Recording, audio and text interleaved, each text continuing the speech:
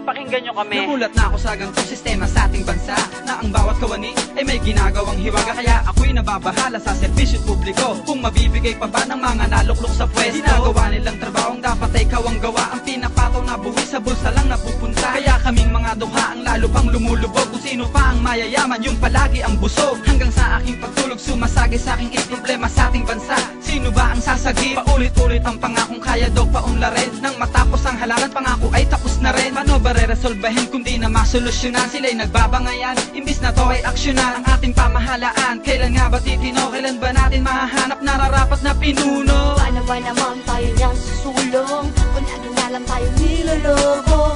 Hindi na ba tayo nadalas sa mga pangako na di natutupad? Sino ba naman ang dapat nalapitan kung wala silang pake sa bayan? Pasigaw ng ikabataan, ang korupsyon ay paglabanan. Paano ba naman tayo niyang susulong kung laging na lang tayo niloloko? Hindi na ba tayo nadalas sa mga pangako na di natutupad? Sino ba naman ang dapat nalapitan kung wala silang pake sa bayan? Pasigaw ng ikabataan, ang korupsyon ay paglabanan. Sa sariling mga kamay po natin kung paano lalabanan ang pangunahing problema ng ating bansa. Tapusin na po natin ang korupsyon.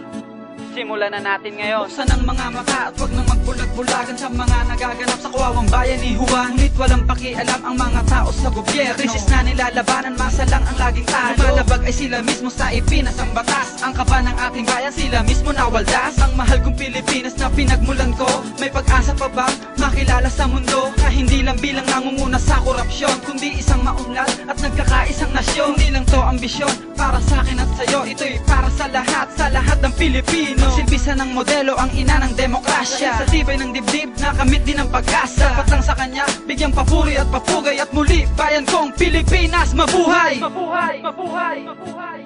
Paano ba naman tayo niyang susulong kung laging na lang tayo niloloko? Hindi na ba tayo nadalas sa mga pangako na di natutupad? Sino ba naman ang dapat nalapitan kung wala silang pake sa bayan? Pasigaw ng ikabataan, ang korupsyon ay paglabanan. Paano ba naman tayo niyang susulong kung laging na lang tayo niloloko?